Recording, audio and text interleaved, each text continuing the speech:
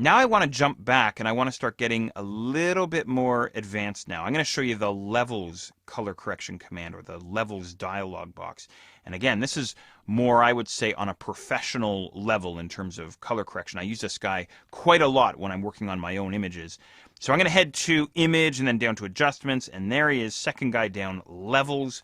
You can hit Controller Command L on your keyboard if you wish, and that'll bring you into this guy here, the Levels dialog box. Wouldn't you know, inside the Levels dialog box, the main area of the dialog box is comprised of a histogram. So the Levels histogram that we see here is laid out in an identical fashion to what we see inside the histogram panel, right? So once again, the dark areas are over on the left-hand side, midtones are in the middle, highlights are way over on the right-hand side, and there's that highlight spike that I'm seeing there inside my Levels dialog box, inside the histogram area anyway. So how does this guy work? How can we work with this guy? Well, here's the short and sweet. Grab the black slider, the shadow slider, and drag him around to increase the amount of black inside your image. Grab the white slider and drag him to the left to increase the amount of white inside your image.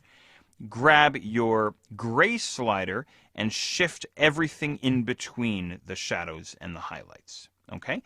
Now this is sort of a really down and dirty way to show you this here. Notice too, by the way, the changes that I'm making here inside the Levels dialog box is being reflected inside the histogram panel, which is why I wanted to keep this guy open in the background.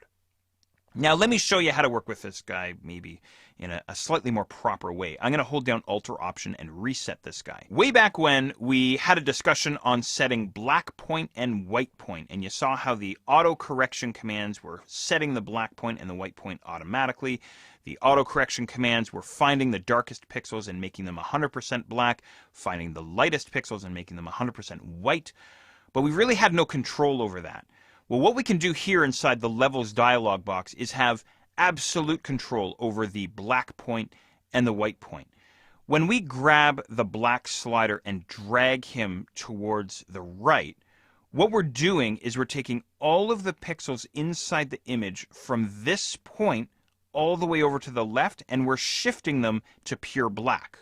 Okay, that's what's happening. So in other words, what we're doing is we're setting the black point manually. So I could set the black point way over here if I wanted to, but what I'm doing is I'm taking all of these pixels inside my image from this point all the way over, all the way to the left-hand side of the histogram, and forcing them to be 100% black, as you can see inside my image, right?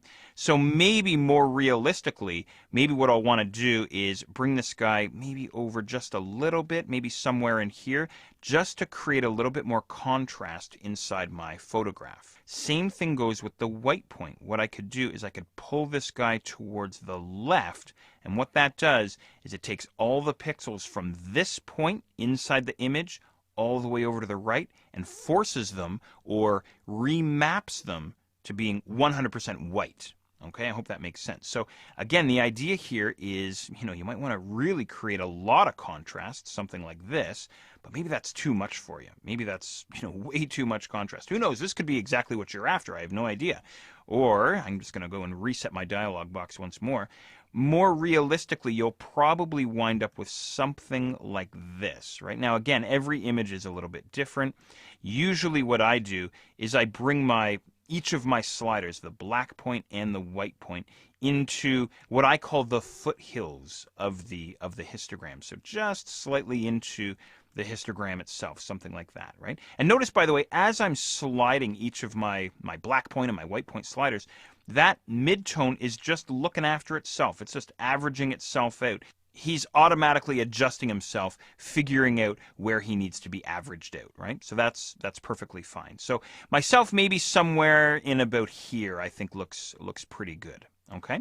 Now, a couple of other things that we can do. Of course, we can turn off our preview to get this before and after look. Actually, maybe I'm punching out the highlights a little too much inside my image now that I take a look at that. So maybe something more like that looks pretty good, although I'm losing a lot of the horizon there as I'm blowing out those highlights. But there's not a whole lot I can do about that because it's such a washed out background anyway. The other thing that I can do too, if you are so inclined, is rather than editing your composite channel, your RGB channel in my case, we could focus only on the red channel, or only on the green channel, or of course only on the blue channel. Or if I had a CMYK image, I could target each of those channels: cyan, magenta, yellow, and black. Right?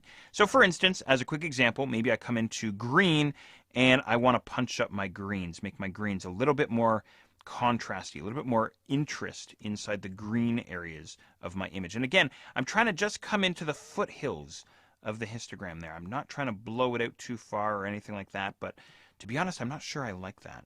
Anyway, I'll have to fiddle around, and that's what it's all about, is fiddling around here. I want to show you some other color correction options as well. The next guy that we have lined up is called Curves. Let's go and check them out.